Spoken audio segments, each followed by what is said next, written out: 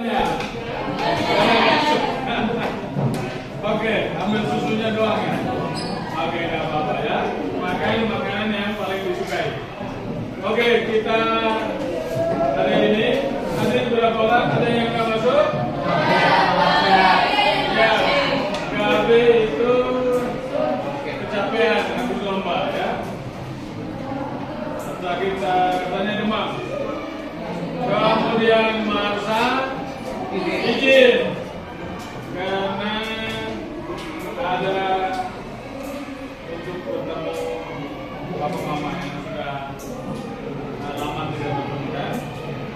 Papa mama kan Marsa itu tinggal di Bekasi, papa mama tinggal di Kalimantan. Ya. Jadi sangat luar biasa ini untuk Marsa. Keren sekali, artinya mandiri ya. Oke, by the way kita mulai belajar.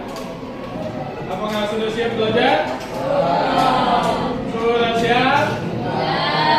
Oh, saya lihat siap bagaimana? Kalau di mejanya nggak ada apa-apa. Ayo, sudah siap itu ballpoint disiapkan, buku tulis disiapkan.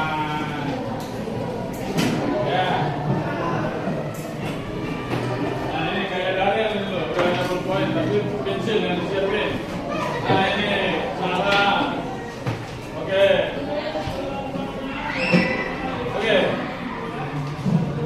Sudah siap? Ada yang tidak siap belajar hari ini? Atau merasa hidupnya sangat berat? Jupi kok dulu dibawa? Kursi ya, itu ada apa itu ya. Oke.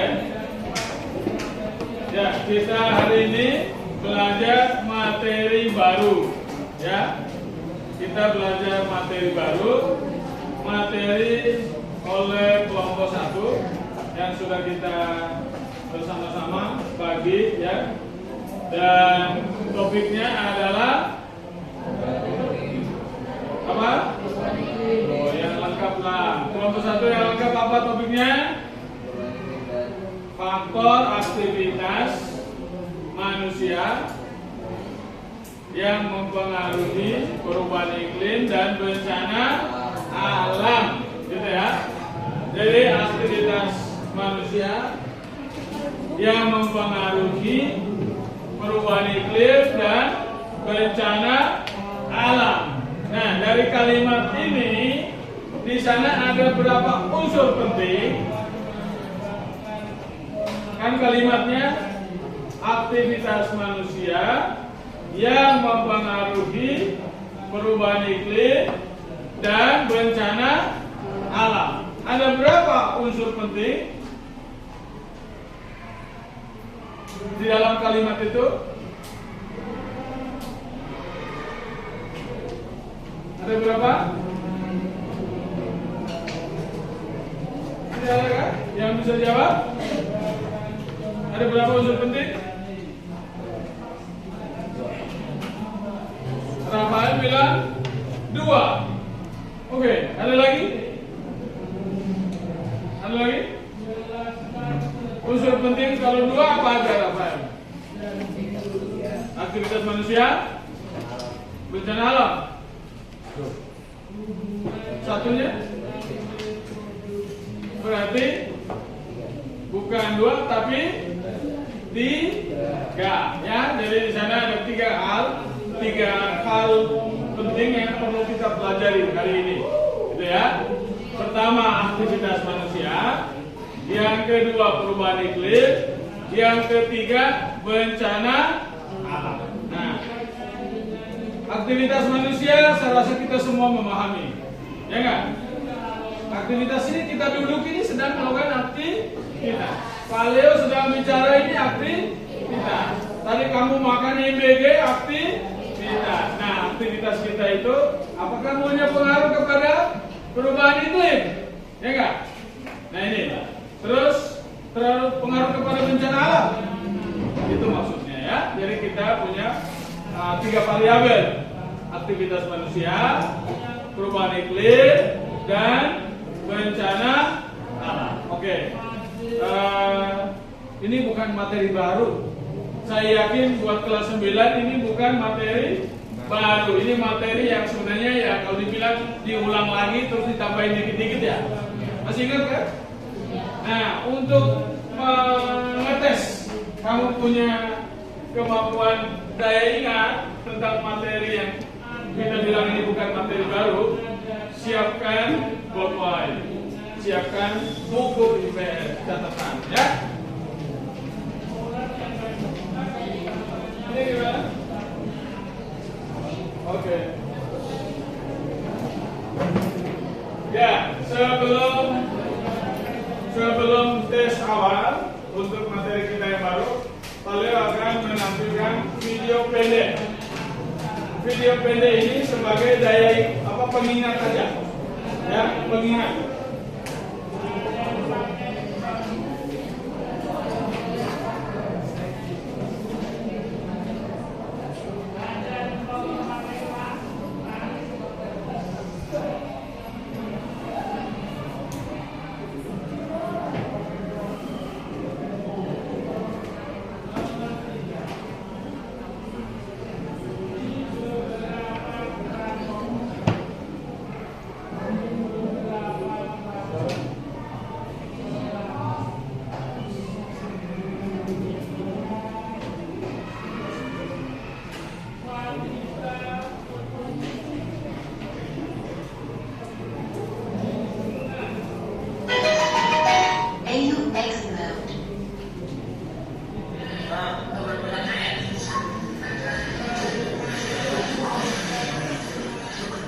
Banjir di Bekasi juga merendam RSUD Syarifullah Abdul Majid. Air masuk hingga di dalam kamar perawatan pasien, hingga membuat pasien dievakuasi.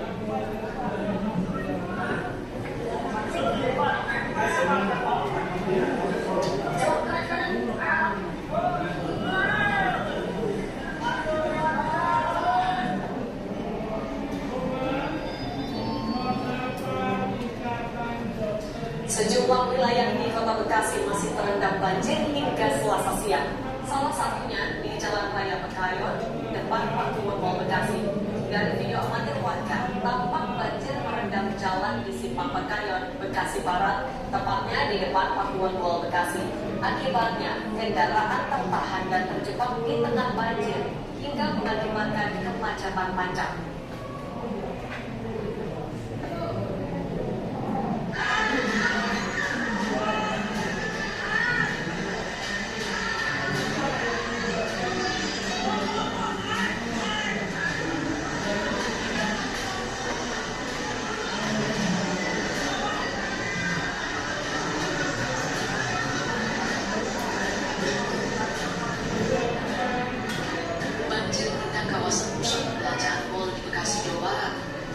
Lantai dasar Mall Mega Bekasi terendam banjir. Derasnya arus air membuat sejumlah barang terkena hanyut. Pedagang dan pengunjung yang panik berlarian menyelamatkan diri ke eskalator. Banjir juga merendam lantai dasar parkiran di Mall Mega Bekasi hingga kawasan parkiran luar Mall Bekasi. Akibat banjir, sejumlah pengunjung terjebak dan tidak bisa keluar. Sejumlah pedagang di Mall Mega Bekasi berusaha untuk menyelamatkan barang dagangan mereka. Tak banyak barang yang bisa diselamatkan karena ketinggian banjir yang merendam lantai dasar Mall Mega Bekasi. Banyak tahunya kenapa? Kenapa? Dia banjir kan jam berapa? Apa Pak? Yang berapa? Diskon store. Tapi barang-barang bisa diselamatkan semua Pak? Ini aja Pak. Banjir membuat aktivitas perdagangan di Mega Mall Bekasi lumpuh. Banjir mulai merendam Mall Mega Bekasi sejak dini hari tadi hingga saat ini. Liputan Kompas TV. Oke, ini hanya sekedar mengingat ya. Sekarang kita lanjut dengan siapkan ini langsung jawab jawabannya, misalnya A atau B atau C setelah membaca ya. Tidak lama, waktunya 1 satu pertanyaan 1 menit itu pun lama. Oke, siap. Nomor 1. Oke, nomor 1. Apa maksudnya dengan efek rumah kaca? Bisa baca kan di belakang? Anita, Samuel bisa baca? Dufi? Sudah?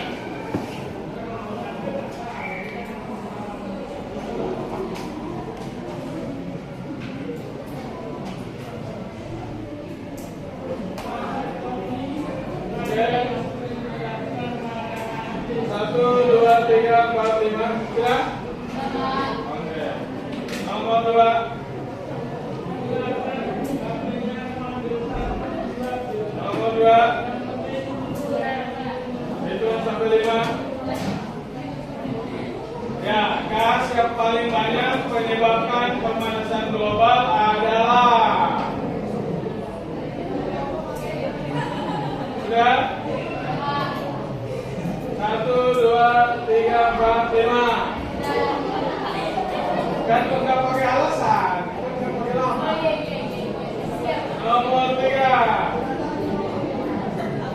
Salah satu aktivitas manusia di bawah ini yang paling berkontribusi terhadap peningkatan karbon dioksida di atmosfer adalah A, B, C, D. 1, 2, 3, 4, 5.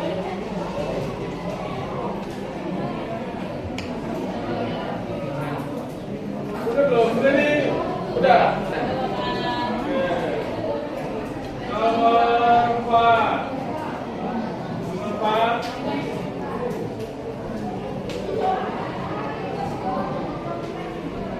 Ya, nomor 4. Kenaikan suhu rata-rata global di bumi dapat menyebabkan. Pilih satu dampak yang paling mungkin terjadi. Ada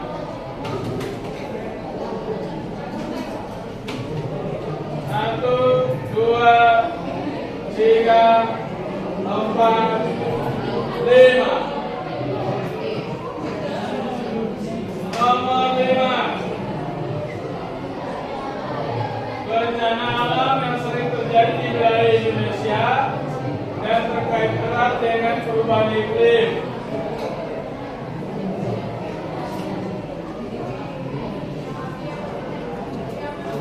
1, 2, 3, 4, 5. Oke. Sudah? Kita cek jawabannya. Nomor 1. Jawabannya?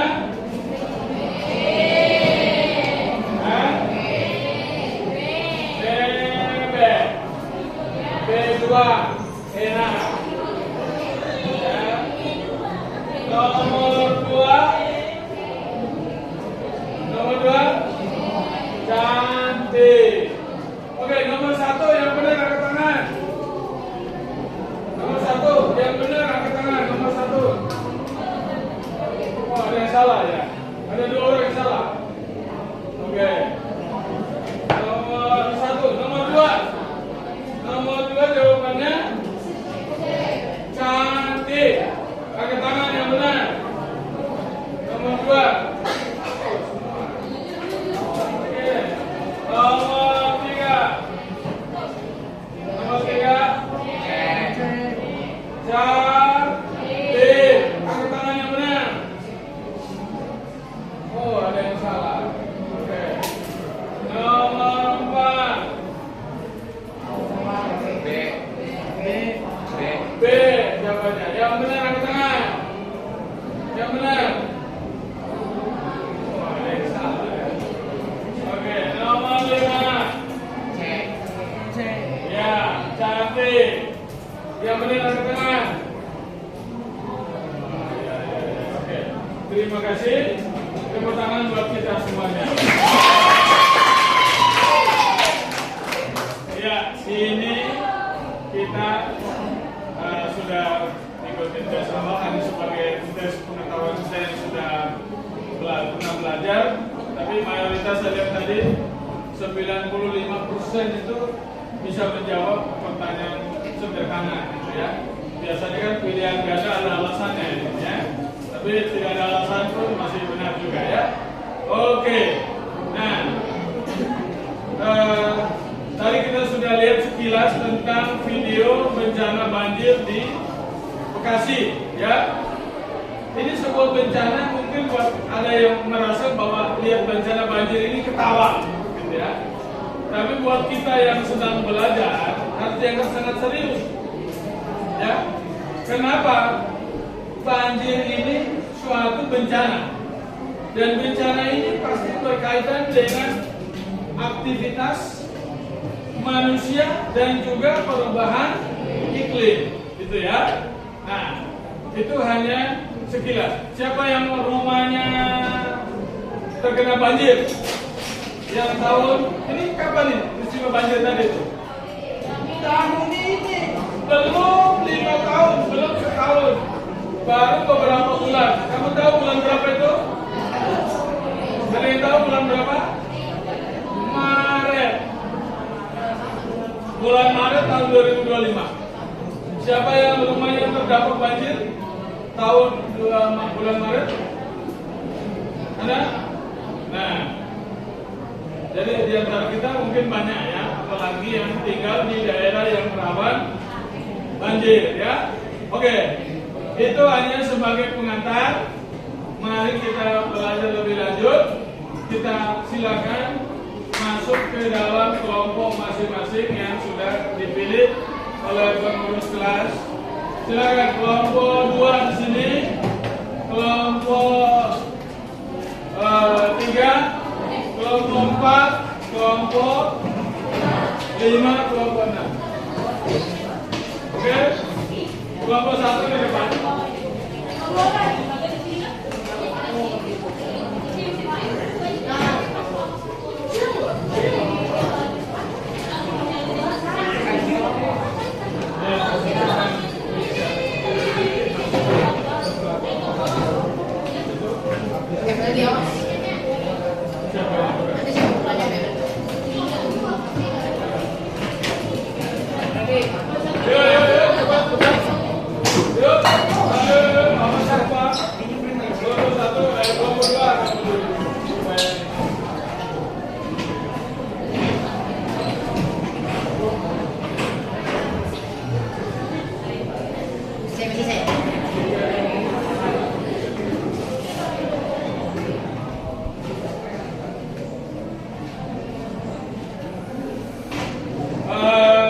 Sambil tunggu kelompok siapkan diri, perhatikan. Beliau ingin mengingatkan beberapa hal. Ini aktivitas kelompok dan juga aktivitas individu, ya. Nah, selama aktivitas kelompok dan individu ada hal-hal yang perlu diperhatikan. Pertama, untuk kelompok, ya, untuk kelompok dan akan menjadi penilaian untuk kelompok.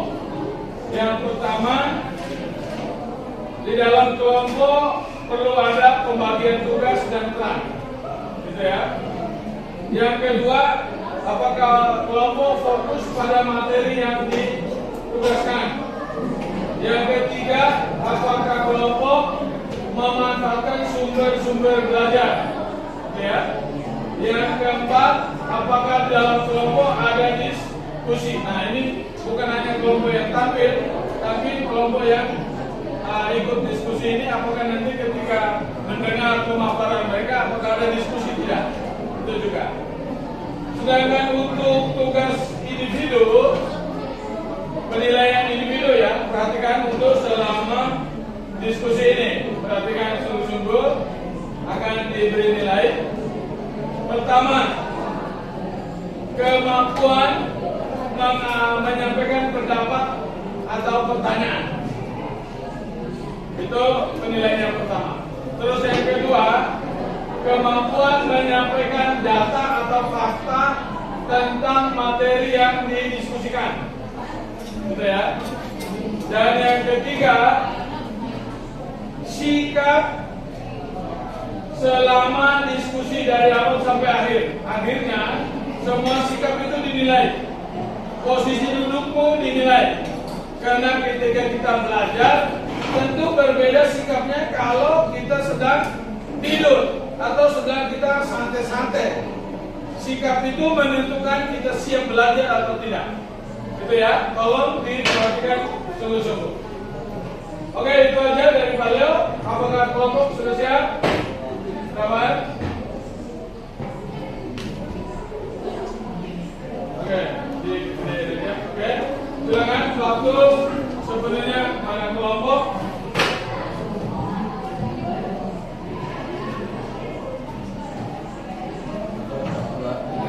Halo semuanya. Selamat siang teman-teman semuanya. Pada kesempatan siang hari ini, perkenalkan kami dari kelompok 1 akan mempresentasikan materi mengenai faktor aktivitas manusia terhadap perubahan iklim dan potensi bencana alam yang kami sajikan melalui mind map dan juga nanti ada simulasinya. Sebelumnya perkenalkan, nama saya Rafael Fikri Mutakasen dari kelas 19 dan 20. Perkenalkan, nama saya Mika dari Bawah. Saya dari kelas 9B, aku sebelum Perkenalkan, nama saya Mika dari Bawah. Kelas 9B, aku sebelum Oke, langsung saja.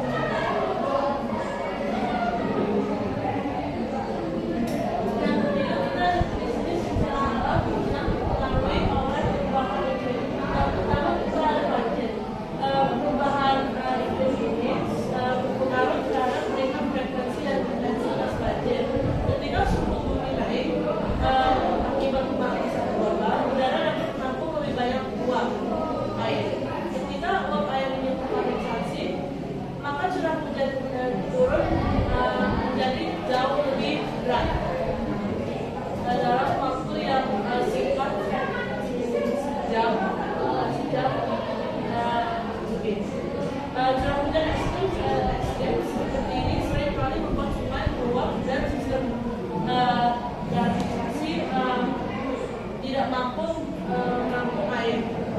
Yang kedua kita ada kekeringan. Dan kekeringan merupakan salah satu bencana yang semakin sering terjadi akibat perubahan iklim. Perubahan curah hujan membuat beberapa wilayah mengalami musim kemarau yang lebih panjang, sementara wilayah lain justru sering lebih kebanjiran. Suhu udara yang semakin panas mempercepat proses penguapan air dari tanah, sungai, dan waduk sehingga cadangan air menurun drastis. Selanjutnya kita ada badai. Nah, badai merupakan salah satu bencana yang kekuatannya semakin sering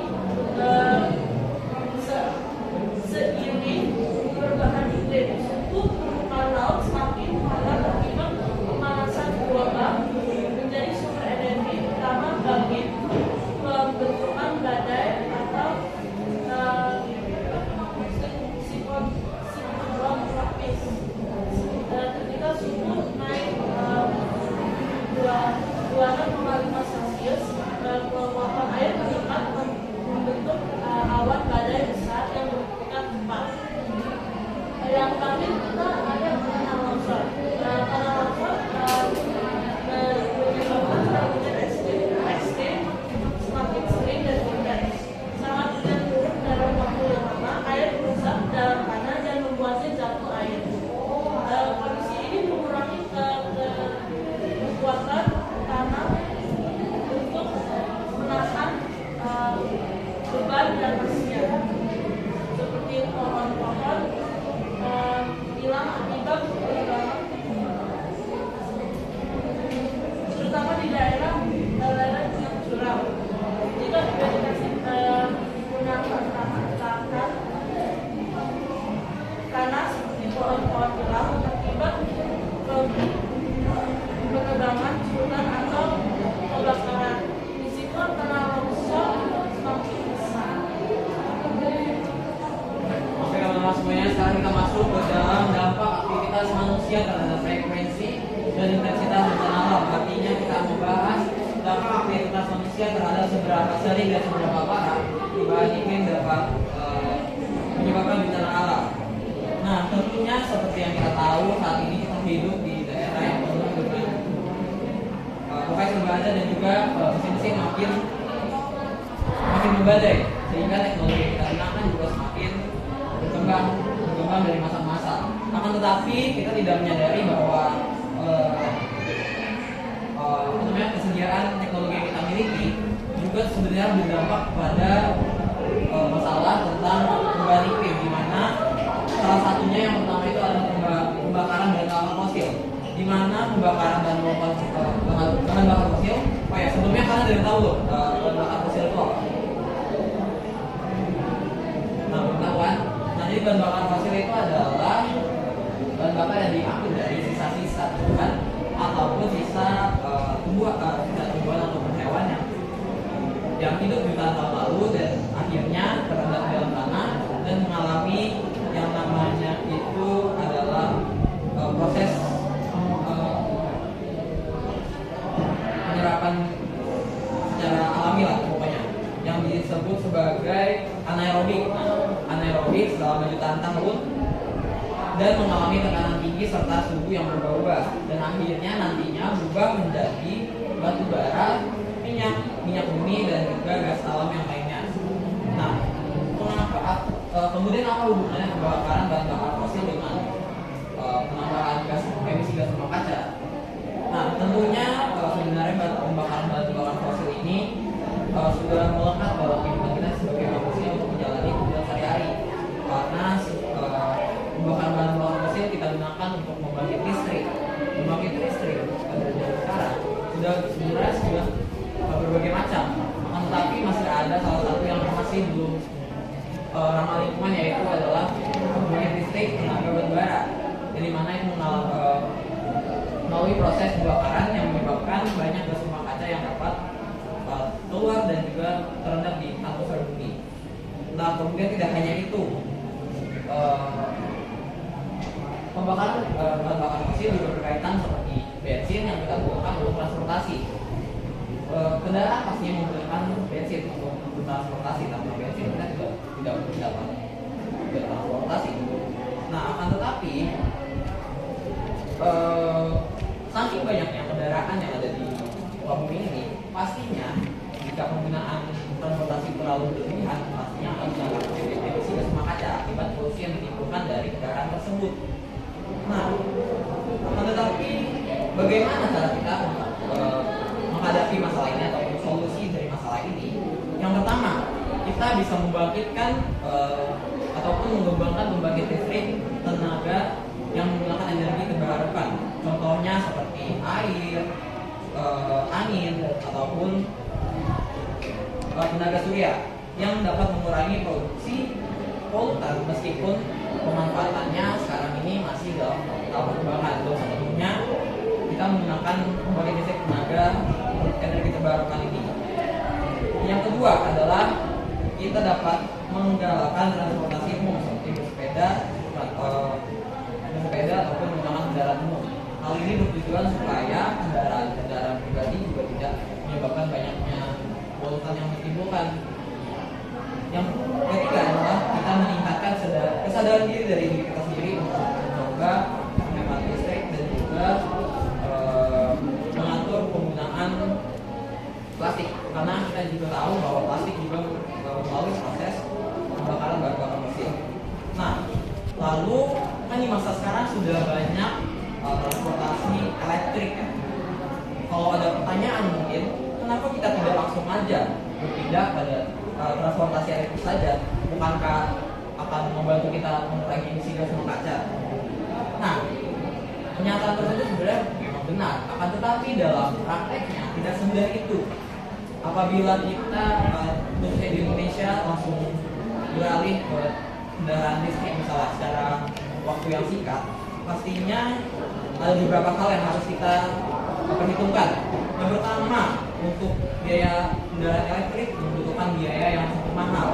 Yang kedua, infrastruktur pengisian daya yang belum memadai. Kemudian yang terakhir itu adalah dampak lingkungan dari produksi dan limbah dari baterai.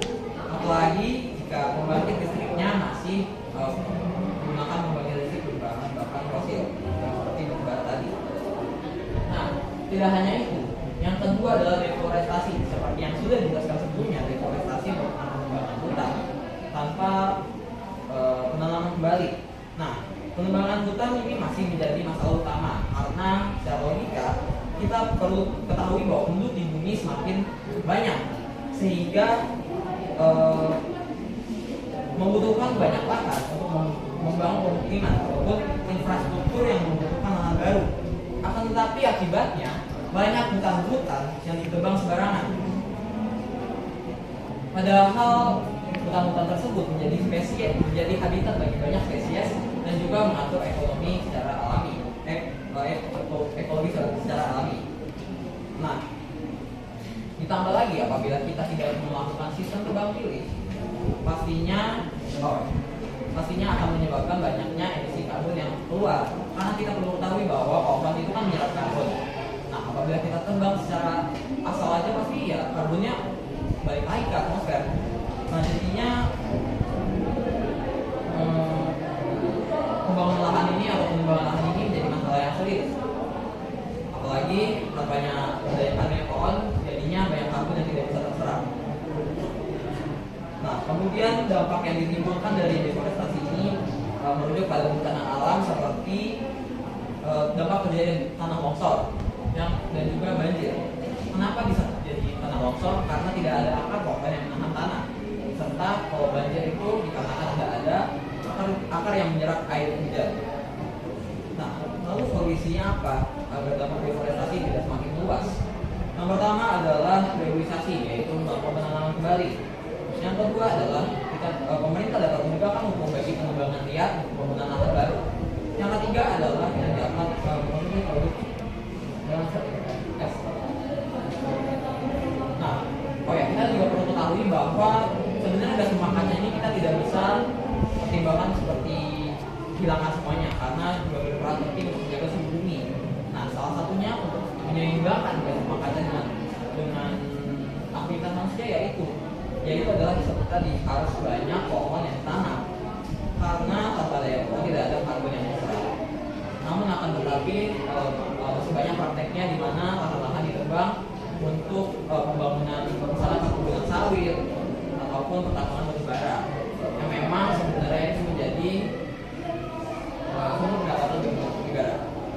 Nah, yang ketiga itu adalah dari pertanian dan juga peternakan semakin intensif. Apa artinya? Pertanian dan peternakan intensif dilakukan untuk memenuhi kebutuhan pangan yang semakin meningkat. Namun karena hal ini dalam praktiknya banyak sekali petani yang menggunakan pupuk kimia dan juga pestisida secara berlebihan, yang dimana dalam proses tersebut terdapat zat yang dalam bersama KC yaitu adalah gas nitrogen monoksida. Nah, kemudian sedangkan dari peternakan, kotoran hewan seperti kambing ataupun sapi menghasilkan gas metana atau CH4 yang dihasilkan dari penguraian limbah yang melalui proses anaerobik kurang sempurna. Padahal kotoran hewan tersebut atau kotoran dari peternakan dapat kita manfaatkan sebagai bahan dasar untuk biogas. Pastinya ini berdampak dengan produksi gas rumah kaca yang membuat suhu bumi semakin panas dan justru malah membahayakan bagi hasil panen karena dapat menyebabkan kekeringan. Maka dari itu solusi yang pertama adalah mendorong penggunaan pupuk organik. Teman-teman tahu nggak apa bedanya pupuk organik dan pupuk kimia? Oke. Jadi pupuk kimia itu melalui proses industri seperti gas alam dan juga amonia. Sebenarnya pupuk kimia ini memang mempercepat proses pertumbuhan tanaman. Akan tetapi jika dipakai secara berlebihan akan berbahaya bagi tanah dan akan mencemari lingkungan di sekitarnya, misalnya seperti air di sekitar pertanian. Nah, sedangkan kalau kita menggunakan pupuk organik, kita dapat pupuk organik yang lebih ramah lingkungan. Pupuk organik ini terbuat dari sisa tanaman atau sisa tanaman dari jelaskan. Namun, maksud saya pupuk organik ini sebenarnya memang mungkin prosesnya lebih lama dibandingkan dengan pupuk kimia. Dari yang saya baca perbedaan waktunya 5 sampai 7 menit, 5 sampai 7 menit, 5 sampai 7 hari. Akan tetapi dampak jangka panjangnya sangat bagus untuk kesuburan tanah. Nah, yang terakhir yaitu adalah pembuangan sampah dan limbah sembarangan. Masalah ini menjadi masalah yang sangat serius sama Indonesia. Apalagi yang saya baca bahwa Indonesia menjadi negara produksi sampah terbesar di dunia. Apakah kita tidak mau? Nah, pastinya hal ini dapat terjadi karena beberapa hal. Yang pertama, kurangnya kesadaran masyarakat. Yang kedua adalah pengelolaan sampah yang kurang maksimal. Tapi kita lihat kalau kita Bantar Gebang sampai sangat menumpuk. Akan tetapi mereka sudah menemukan solusi dari masalah tersebut. Dari yang saya baca di Bantar Gebang, sampah-sampah yang ada di sana akan diinovasikan untuk menjadi membangkit listrik tenaga sampah. Dan apabila ini dapat dilaksanakan di sekolah wilayah, pasti sangat membantu pengurangan gas yang terdapat pada limbah ini. Nah, dari dampak sampah ini kita dapat kita lihat seperti yang tadi sudah ditampilkan di video, banyak sekali banjir yang sering terjadi terutama di kota-kota besar seperti Bekasi, Jakarta dan lain-lain. Nah, solusinya apa? Yang pertama, membuat bank sampah. Mengapa? Apa sih sebenarnya bank sampah ini? Jadi bank sampah itu waktu kelas 7 pernah di sekolah ini, dan mereka menjelaskan bahwa tujuannya adalah membentuk sampah dan untuk diolah menjadi barang yang memiliki nilai tukar. Nah, yang kedua adalah membuat hukum yang lebih tegas terkait dengan pembuangan sampah sembarangan, terutama sungai. Sungai sangatlah banyak sekali sampah yang dibuang sembarangan ke sungai dan dapat mencemari lingkungan, terutama air. Yang terakhir adalah memerhatikan setiap itu tadi yang berkaitan. Nah, mungkin untuk pembahasan dari mind map segini aja, dan saya akan mengajak teman-teman semua untuk simulasi.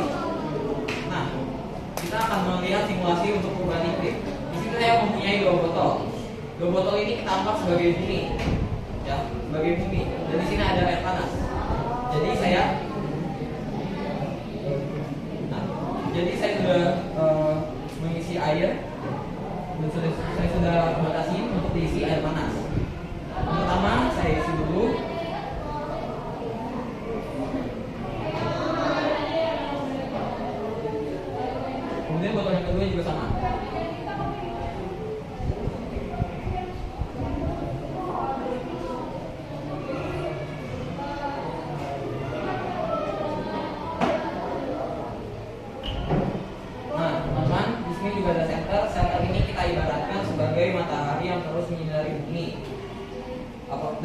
Sedangkan kedua free.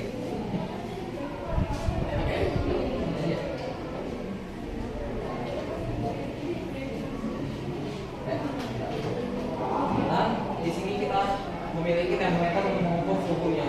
Nah, di sini yang pertama kita akan coba mengukur untuk botol yang kita tutup. Suhunya sekitar 37 derajat. Sedangkan kalau yang tidak ditutup, oke sama, suhunya 37 derajat Celcius. Nah, kita akan diamkan ini selama sekitar 2 menit dan kita lihat kita akan lihat perubahan suhunya selama 2 menit.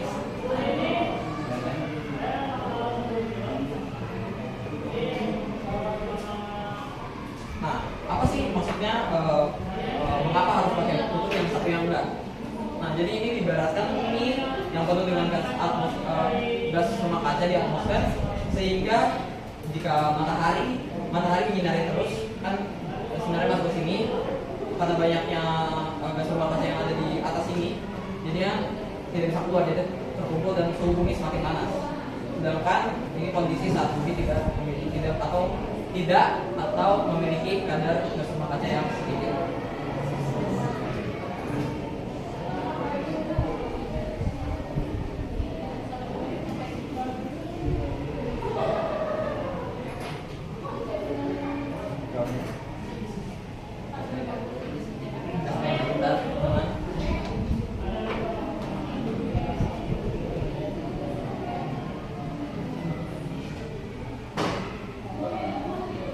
Lagi.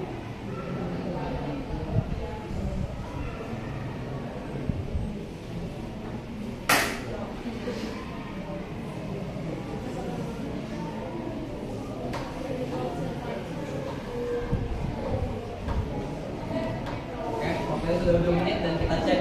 Kita mulai dari yang tidak ditutup dulu. Secara logika suhunya seharusnya semakin dingin ya, karena terbuka. Oke, suhunya menurun menjadi 35,4 derajat Celcius. Sedangkan yang ini kita cek.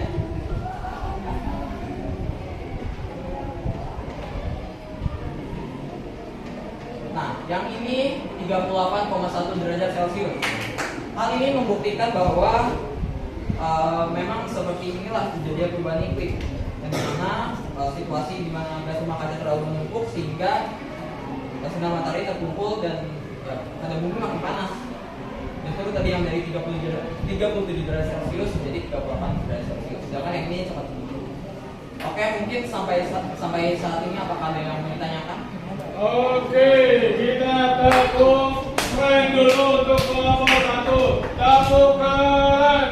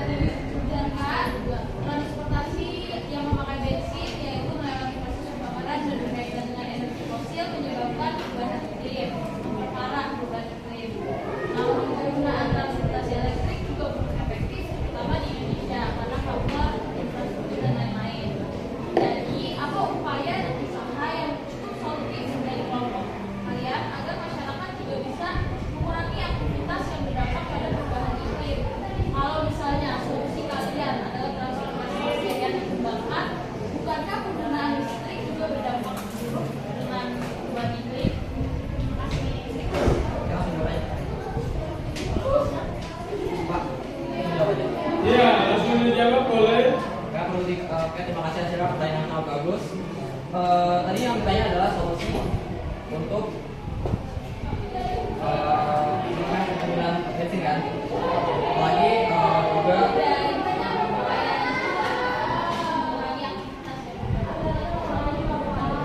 ya, kalau nggak salah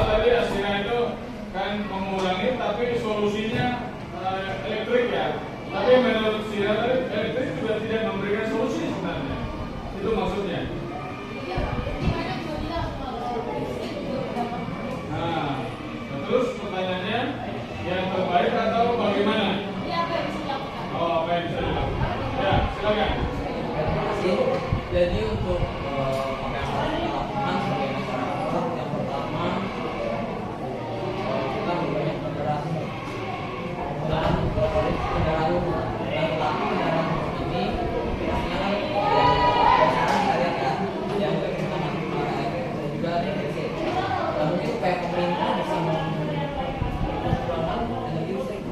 Nah, tadi kan pernyataannya apakah energi listrik ini juga berdampak buruk. Nah, akan tetapi kita perlu ketahui juga bahwa pembangkit listrik itu tidak hanya batu bara. Seperti yang saya bilang tadi, energi terbarukan. Jadi pemerintah juga dapat mengupayakan supaya pembangkit listrik ini untuk dikembangkan menggunakan energi yang terbarukan seperti pembangkit listrik tenaga air, surya, dan juga yang lain-lainnya untuk menghasilkan energi listrik. Nah, selain itu sebagai masyarakat, kita juga dapat ya bersepeda dan lain-lain, pokoknya yang sebagai bentuk pengurangan produksi gas rumah kaca. Tanggapan?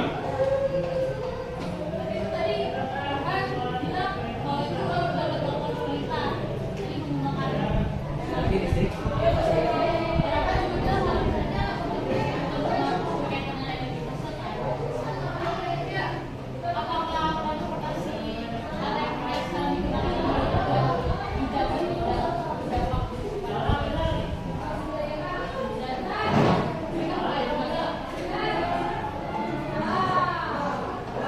Diskusi silakan. Diskusi dulu silakan Rafael. Setengah menit.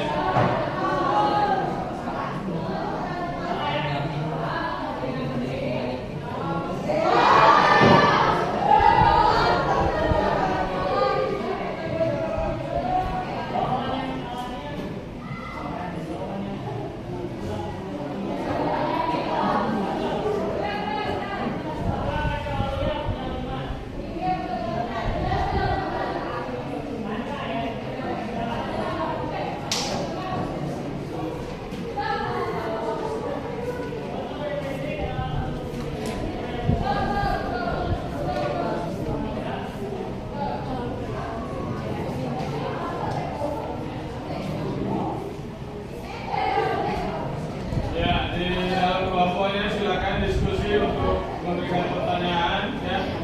Kalau bisa pertanyaan yang terbaik atau yang terhot ya. Oke, Rafael silakan. Oke. Untuk yang tadi kan kendaraan umum sekarang jamin tidak terjadi kepanikan.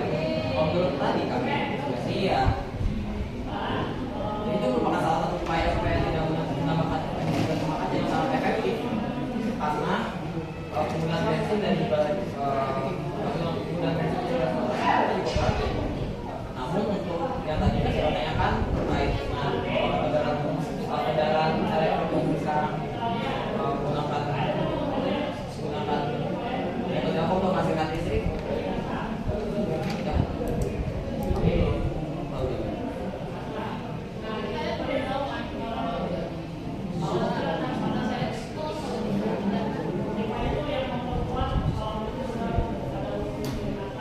Jadi elektrik bukan solutif.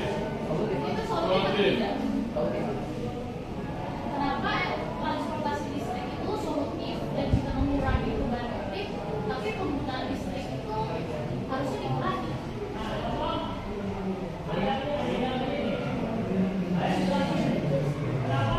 Ya, maksud kelompok itu bahwa harusnya kurangi penggunaan tenaga listrik. Kenapa listrik yang dipakai lagi untuk menggerakkan tenaga transportasi kendaraan transportasi itu. Jadi tidak energi listrik lagi. Karena energi listrik berasal dari energi yang lain. Ya. Apa gimana menurut kelompok punya pendapat? Tadi saya jelaskan kan, energi listrik itu dapat dihasilkan dari berbagai titik air atau energi terbarukan yang tanpa melalui gas rumah kaca, pembakaran bakar fosil.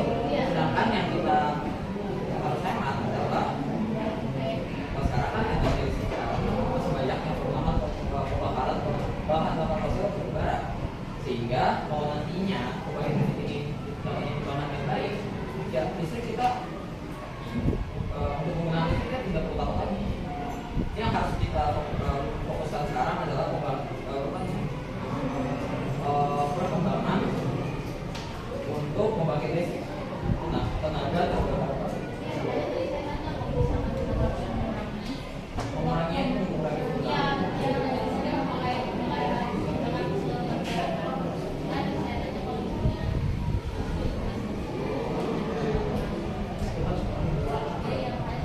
Oke, terima kasih sudah ya.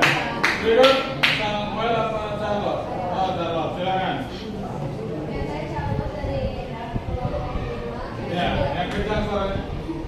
Mengapa kita harus menggunakan pupuk organik? Karena pupuk kimia itu lebih cepat ditemukan pupuk organik. Sudah, dengar. Butuh waktu berpikir apa nggak usah? Langsung jawab.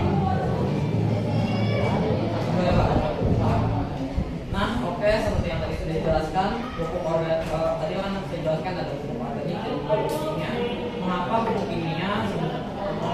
kimia harus diganti dengan pupuk organik, sedangkan padahal manfaat untuk pertumbuhan tanamannya lebih baik kan? Nah, kita mempertimbangkan dampak jangka panjang dari penggunaan pupuk kimia. Pupuk kimia ini memang sebenarnya bagus untuk pertumbuhan, apalagi sekarang kebutuhan pangannya kan lagi naik-naiknya.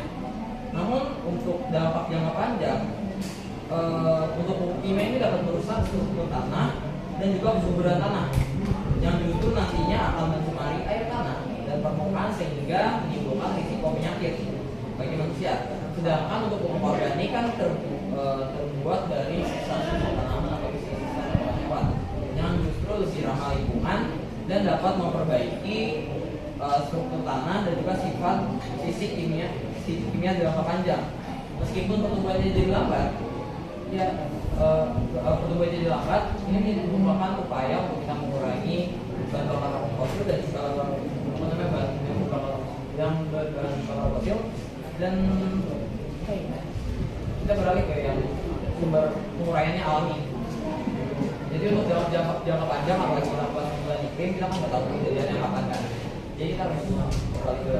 Tapi kalau pupuk kimia tadi kan lebih banyak komponen yang dibutuhkan sehingga oksigen itu jadi lebih banyak gitu. Kalau itu kan agak lama kan, jadi komponen itu tentunya ada.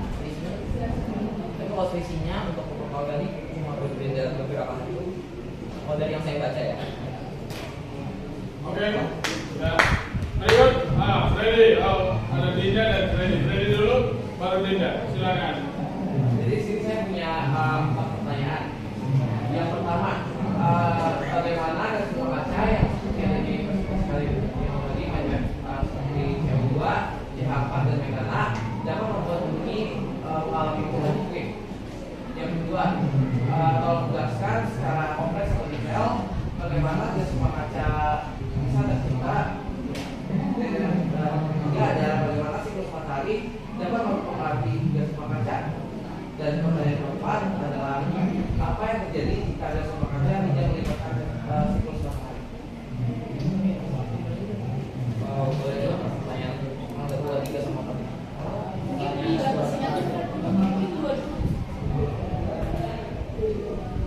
Yang pertama, bagaimana gas rumah kaca seperti CO2, sampah dan metana dapat membuat bumi mengalami perubahan iklim.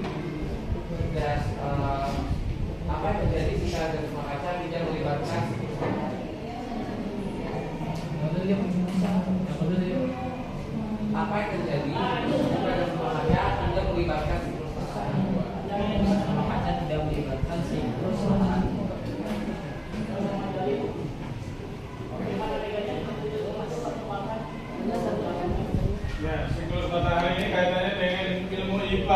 fisika kan?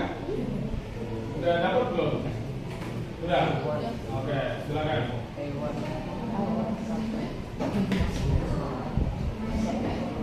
Berarti artinya kalau kasih ke matahari berarti artinya matahari juga.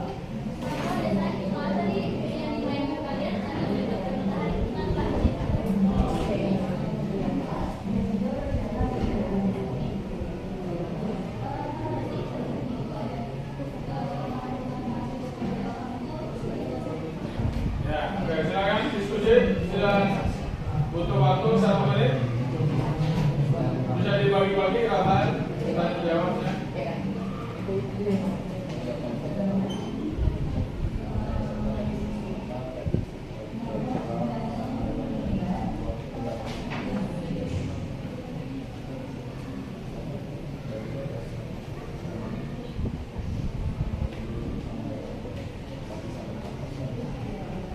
Ya, mungkin kita 5 menit aja lagi ya, cukup untuk diskusi ya. Nanti pertanyaan Dinda terakhir ya. Di sana belum? Berarti satu aja jawabannya, pertanyaan Freddy yang lain nanti ya. Satu aja pertanyaan Freddy yang dijawab.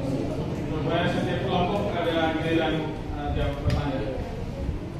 Jadi saya mau jawab pertanyaan Freddy yang nomor 1. Mengapa gas rumah kaca seperti CO2, CH4 sama metana dalam menyebabkan perubahan iklim? Karena gas-gas itu adalah salah satu bagian dari kehidupan manusia. Seperti kita mengendarai motor, misalnya itu menciptakan gas CO2. Terus habis itu karena kan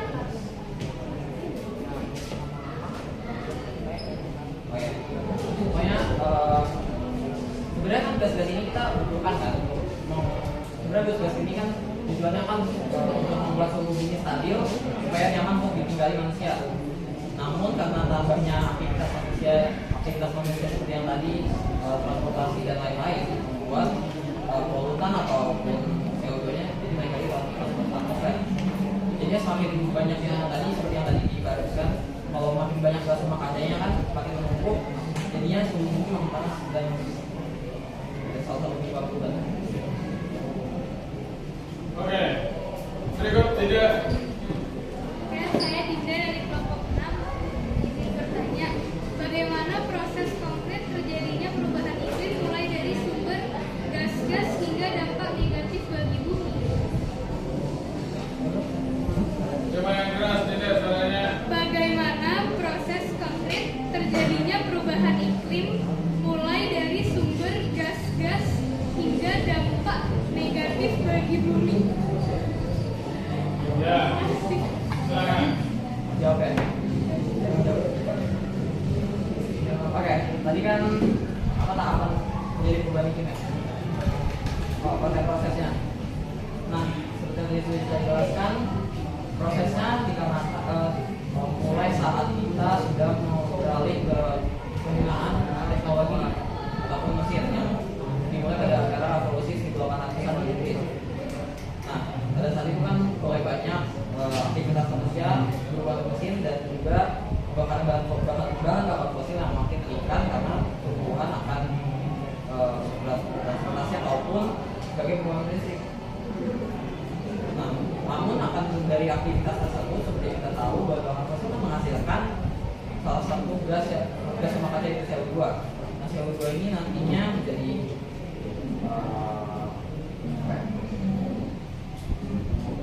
kembali lagi ke atmosfer bumi dan menyebabkan banyak sekali gas rumah kaca yang ada di sana. Ditambah lagi dengan seperti tadi gas-gas yang lain yang dapat kita temukan dalam pertanian dan lain-lainnya.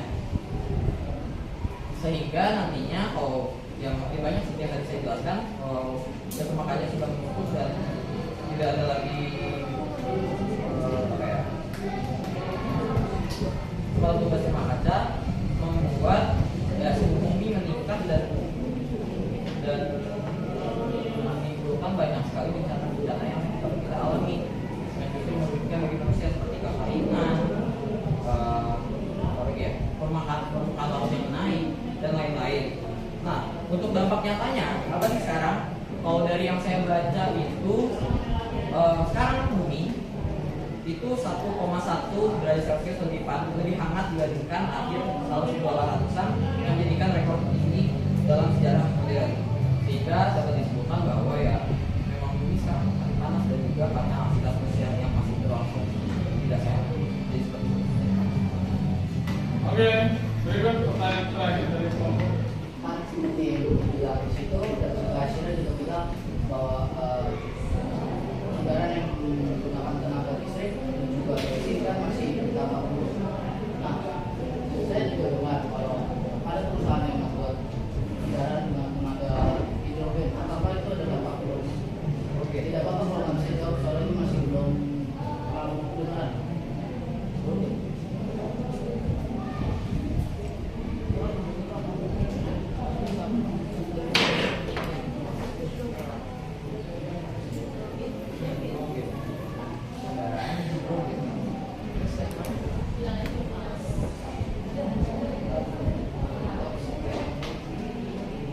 Untuk kendaraan hidrogen kami sendiri belum pernah mendengarnya, namun mungkin oke, saya jawab.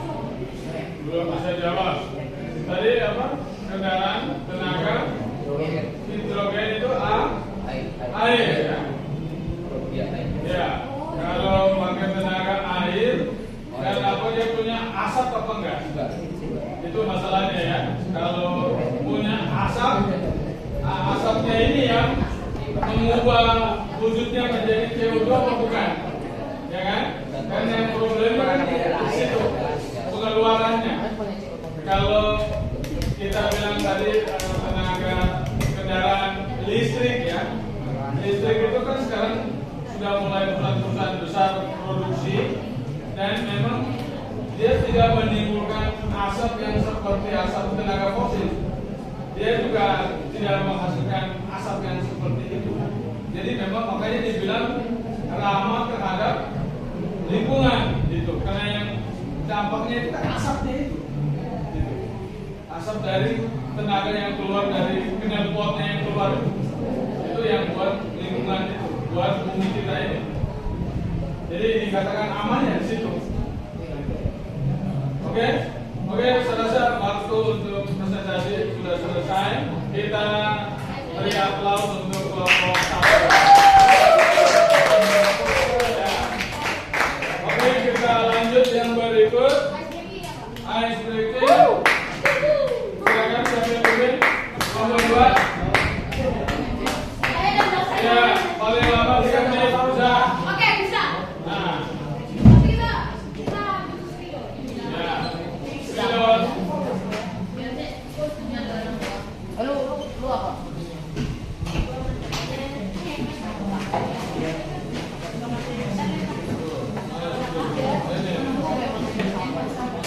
Ya, oke.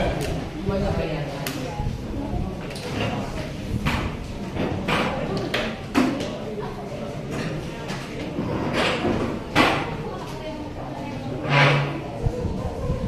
Oke guys, kita biar cepat aja karena waktu kita saya cek kalau hangman yang kata-kata yang berkaitan dengan perubahan. Oke. Apa ya? Hah? Lu berapa? Saya. Oke, gua bikin dulu ya. Aku bilang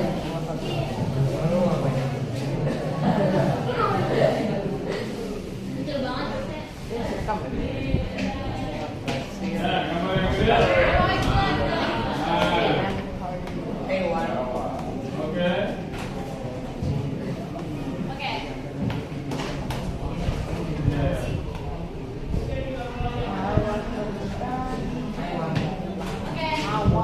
Ya.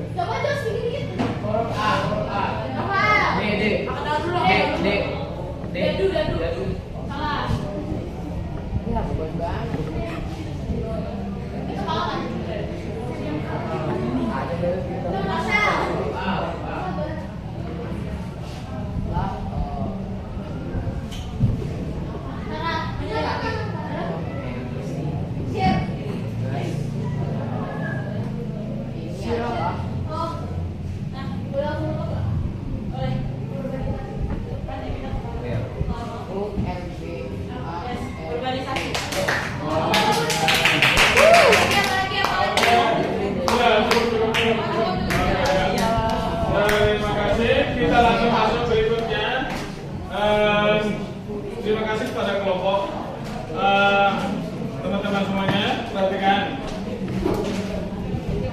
tadi sudah dijelaskan sangat panjang lebar. Namun ada satu hal yang belum disampaikan, bahwa aktivitas manusia yang paling dekat itulah aktivitas kita sendiri di lingkungan hidup kita yang terdekat, yaitu di sekolah dan di rumah, ya kan? Nah, seluruh aktivitas kita, kira-kira di sekolah ini aktivitas apa yang mendukung perubahan di iklim dan yang tidak mendukung perubahan iklim? Atau pertanyaannya, aktivitas apa yang bisa mencegah perubahan iklim dan aktivitas yang mendukung menambah perubahan iklim? Bisa? Sederhana yang sudah kalian lakukan atau yang belum lakukan. Kurangi penggunaan plastik, Pak. Penggunaan plastik. Nah, dari Rafa ya. Kecil, apalagi? Bakar sampah. Nah, di sekolah katanya masih ada bakar sampah ya. Ya, betul. Nah, ini. Di rumah ada yang bakar sampah? Oh, masih ada. Melvin? Di rumah apa tetangganya? Ya, tetangga. Apalagi? Ini bakar sampah berarti yang mendukung perubahan nih. Kalau yang anti,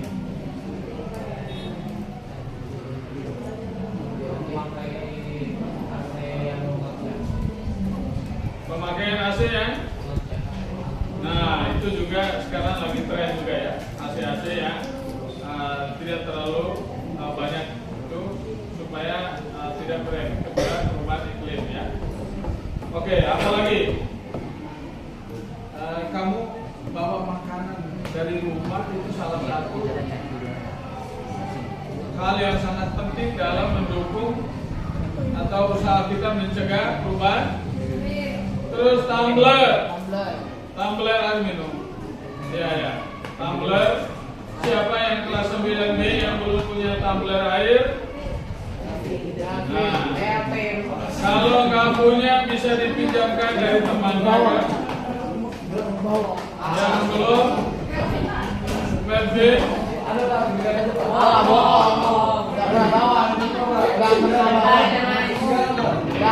Ya, jangan merasa terpaksa.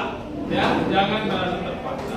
Harus kita sadar dari diri kita sendiri, menyangkut mindset untuk hidup kita ya, dan hidup anak cucu kita nanti. Oke? Sekarang kita masuk ke refleksi. Siapkan kertas atau buku IPS nomor 1. Sudah ada di GCR ya? Sudah ada. Nggak pernah bawa. Nomor 1.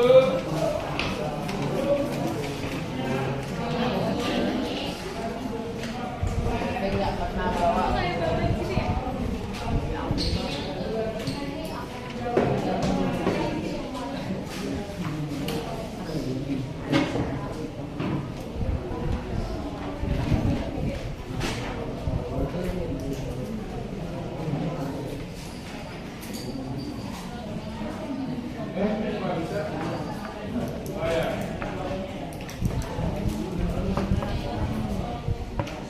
Tidak pernah bawa.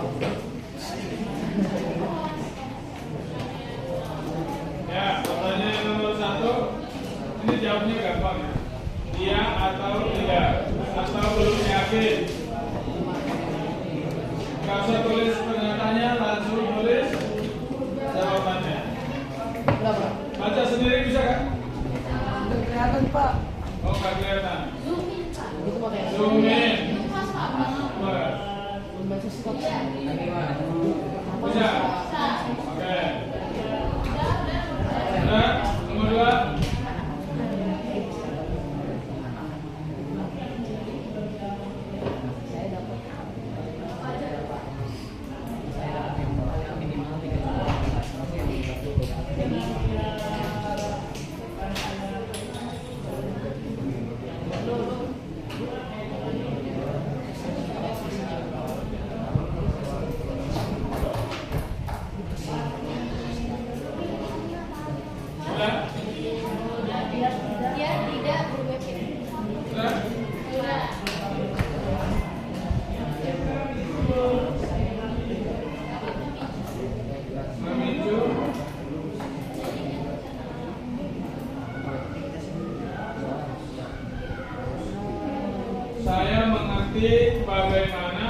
aktivitas manusia tersebut dapat memicu terjadinya bencana alam. Saya mengerti, ya. Ini jujur terhadap diri sendiri. Terang?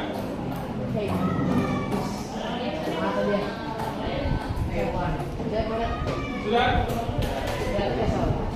Sudah belum? Oke, berikut.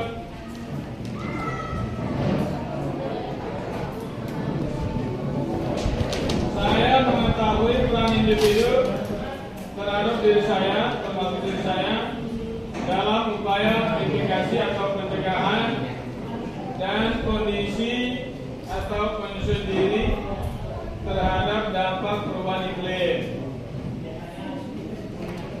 Mengetahui peran individu. Nah, ini tadi kita sudah ngomongin, ya. Peran individu kita.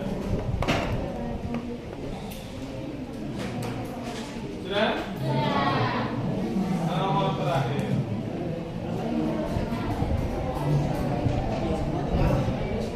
Saya merasa hasil kerja kelompok diskusi saya hari ini sudah maksimal dalam membahas topik ini. Bagaimana? Yang menilai diri kamu sendiri sesama anggota kelompok, apakah sudah maksimal atau belum?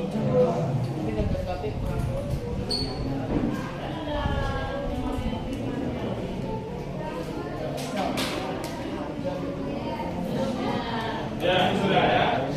Ya, satu perusahaan paleo, sampah tidak dibuang, tapi sampah itu adalah